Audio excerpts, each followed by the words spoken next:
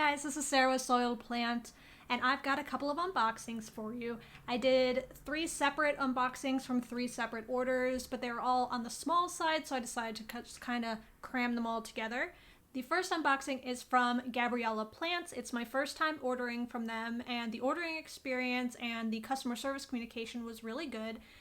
We had some issues with the shipment because USPS has been having some issues shipping on time, mainly due to COVID and lack of resources, things like that. So it took a couple extra days for the package to get to me, and it ended up being in the box for 11 days from when they shipped to when it was delivered. But I'll definitely show you all of that.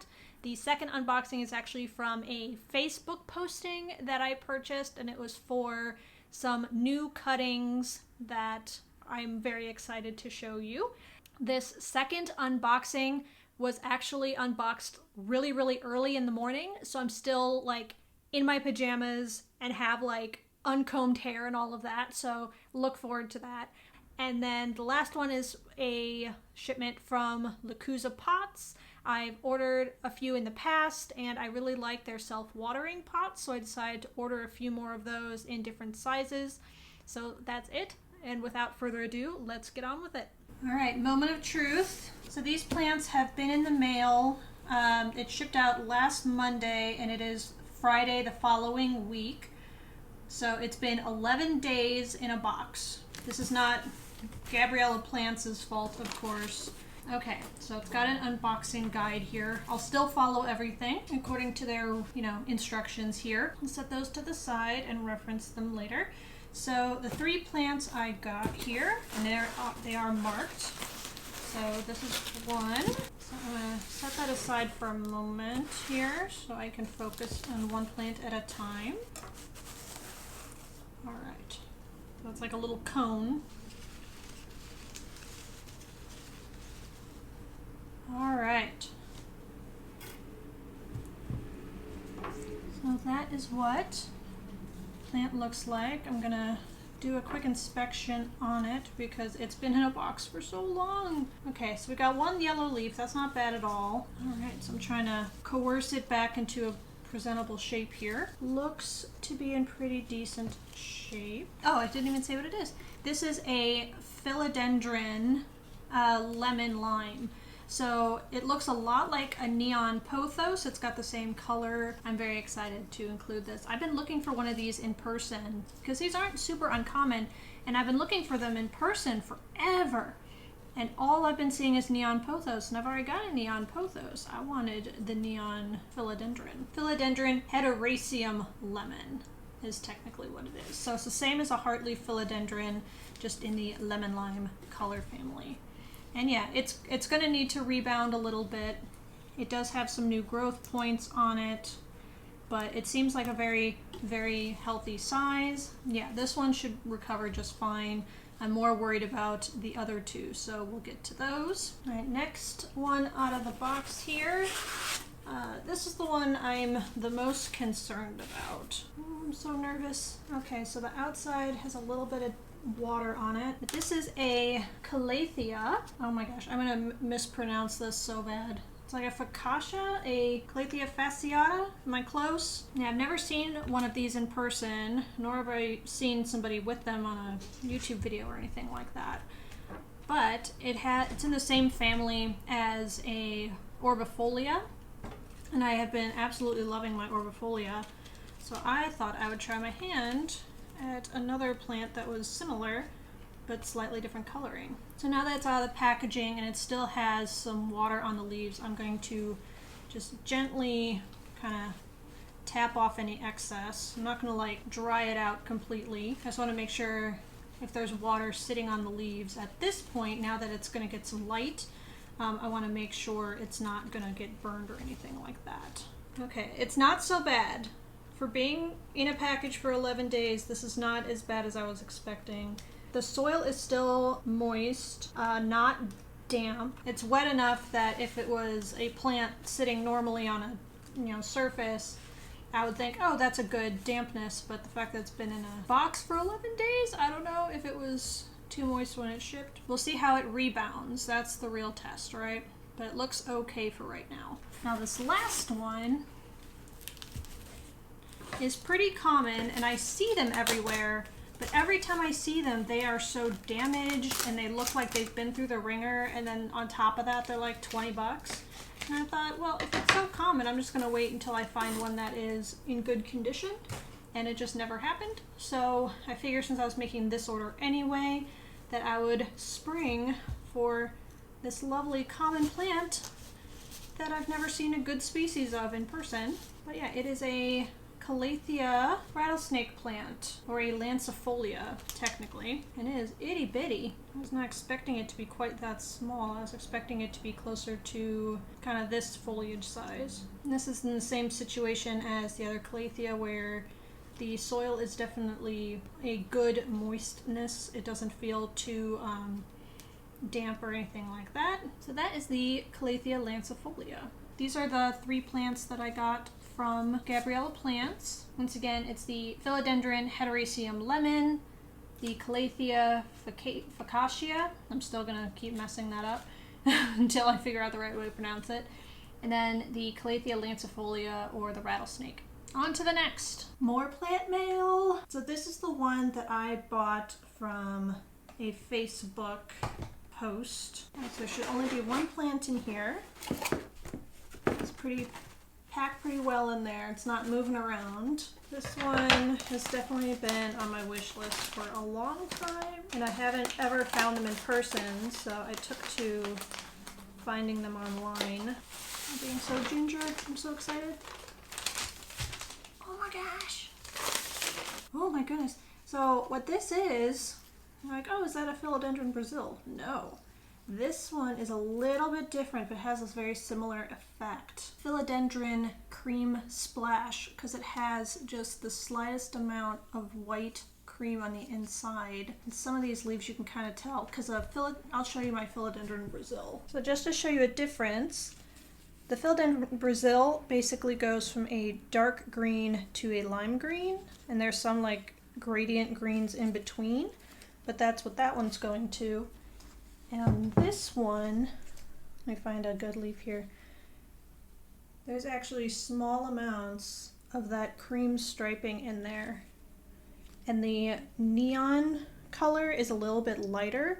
It's like a really like pale green instead of the neon green that this one has. It's a little bit lighter. So yeah, this one is called a cream splash. Ooh, this leaf right here is really cool. You see that cream color in these leaves? So cool. Yeah, this one has been on my wish list. This one and the Rio has been on my wish list for quite a few months now. And I kept hoping I would like randomly stumble across them in my local plant stores, but no such luck. I couldn't even find the neon ones in my local plant stores, so I'm just expanding my vining Hartley philodendron collection because I love them so much. They grow really well. They're super pretty. I love the way that they grow. And they vine. I love vining plants. So I'm adding this one to the collection. Next thing to unbox, I made another order with Lathusa, because I really like this style pot for my Calathea, the Selfwatering Pots, and I've had good experience with that, so I thought I'd order a few more, especially because I want to make sure that my Warskoweskii and my Rufibarbara end up not getting too dried out. They do dry out a lot faster, so I think a self-watering pot is kind of the way to go in order to keep them happy. And let's get cracking. I bought the same style as this gray one over here. Can't see it. This gray one over here, but I got it in the 4-inch size versus the 6-inch size. So that's one. I got another 4-inch size. This one is a little different style. It is faux stone. And lastly, I bought another of the gray ones, exactly the same one as I have over there. And then I also bought one in white. So I figure I just unbox this and assemble it and put a plant in it just so you can kind of see what the process is. It's pretty easy. There's not a lot of complexity to it. You take the inner portion out. There's this plastic inner portion. In the bottom of the pot, they have all of the sort of pieces you need to assemble in order to get everything all together. By the way, this isn't sponsored or anything, clearly. Well, maybe not clearly, but, you know, nobody knows who I am. I'm small potatoes. Nobody knows me, so, you know. I've just been buying these. I bought the other ones based on Kaylee Ellen's, not recommendation, but she's been buying them and using them a lot. So I was like, let me try these. Let me see how they are. And I saw the self-watering pots and was like, that seems way more my speed. So in the little bag, you get, you know, these 5 pieces, and then this is just an ad. You can look at it or not, it's up to you. The actual wrapping is what's going to tell you how to assemble it. So it shows you right here in this sort of diagram here, sort of how you assemble the little bobber and how you put it in and then put the little plug in the bottom. You attach those 2 pieces and then you kind of feed it through here and through the center hole. Add this guy on the bottom. All right, now it drops back down and it's all the way down at the bottom. It's all the way down at the bottom there because there's no water in this, clearly. So as it fills, the little bobber will move up and the indicator will move up. So I need to put the plastic piece up here and attach that on top. Pops in there nicely. Slip it right in there and then it's ready for the plant. This portion here, there's a technical name for these and I'm not exactly sure what that is. What it does is you put it through the hole in the bottom of a nursery pot and then it will wick water into the plant soil, just like a small amount, just enough to keep the soil barely saturated. It'll bring the water up into the soil itself and it'll distribute through the soil. It pulls it up from these little tails right here. Now the drawing on here does show that the tails on the bottom should be even, so I'm actually going to kind of unhook them a little bit so I make sure they're even. I mean, that makes sense. You want it to be able to get all the way at the bottom. Now let's get a plant. This is my Warskoweskii. I ended up missing a watering and lost a leaf and looks like I'm going to lose another leaf in here. This one is pretty much dead. I've been kind of waiting for it to die off. Do a quick snip-a-snip. Bye-bye leaf. So I'm going to take the nursery pot out of this cache code that I have. So this method only works when you have holes instead of the little slats. So just keep that in mind when you're purchasing these pots, that you either need a nursery pot accessible that you can transfer it into that has holes, or, you know, just check your plants ahead of time to see if they have them before ordering these. I'm going to pick a hole at random. Let's see. And it just slides right in there. And voila. For what it looks like in the bottom, there is a circle in the center, and that is, you know, you need it to have the little strings fit in there. Oh, looks like this pot is a little big, so it's going to stick up. I don't necessarily mind that. Just something to note. So here are different examples of nursery pots since I went to go look. We have ones like this, and these are the kind of pots you do not want. These are the ones where you are not going to be able to fit. Now you can always cut a hole in this as well.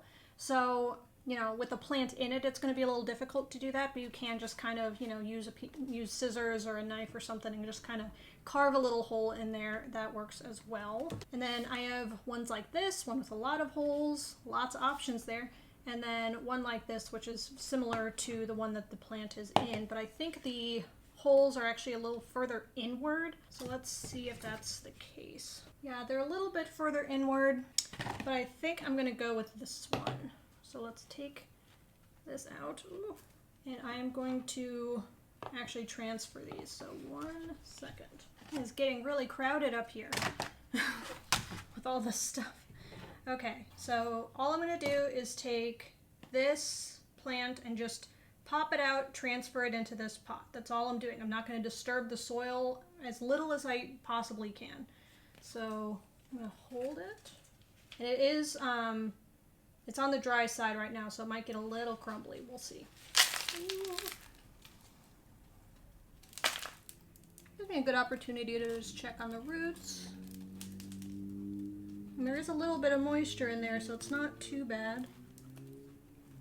But it looks good. It's not necessarily root bound, so it looks like this pot is just a smidge wider. This is a lot shorter than the other nursery pot, so all I'm doing is taking some of that higher soil and just kind of distributing it into the gap in between the edge of that soil line and the pot, because this one's also just a smidge wider and a little bit shorter. There will be excess, so I'm just going to brush that off, any of the excess on the top. So I've distributed the dirt a little evenly, trying to disturb the roots as little as possible. And then I'm going to take, what are these called? A moisture wick, I think? I'll call it a moisture wick for right now. So I'm going to put the moisture wick up in one of those holes here.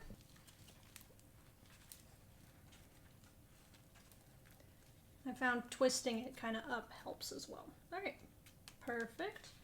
Now put it right in, and there we have it, fully assembled. Looks very nice in here. So let me get some water. Now with Calatheas, I do water with distilled. I know that's a little extra. I live in Michigan. The tap water, I just don't trust it. I do use a pure water filter for all of my plants, just to make sure I can get out some of the harsher chemicals. And I check the pH periodically of the water that's coming through the filter to know when to change it. So I know that what I'm watering all of my plants is at least pH neutral. But with Calatheas, because they're so sensitive, I just want to take out that one variable. You know, I want it to live or die basically by either the light or the water I'm giving it.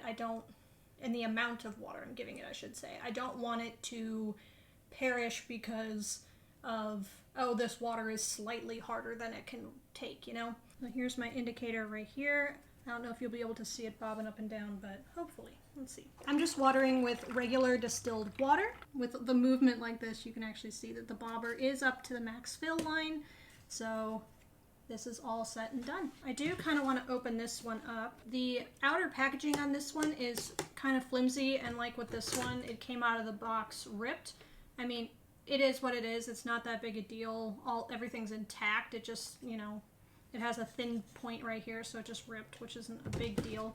This one has a little bit more robust packaging. It actually has a corrugated cardboard outer packaging.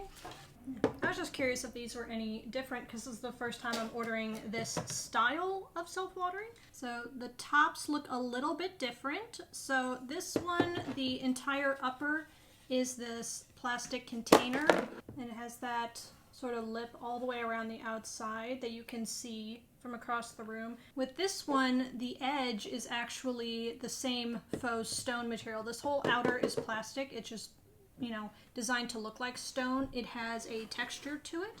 It's actually kind of nice. I kind of like that. But when you do lift it up, it does have same texture and appearance. Makes it look a little classier, but the inside of the plastic looks like the same thing, where you have kind of an edge and then a little opening in the center for the wick to drop into the reservoir. I've pulled up prices and I'll put them in the description below. So that is it for this unboxing. Thank you so much for watching, and I'll catch you next time. Bye!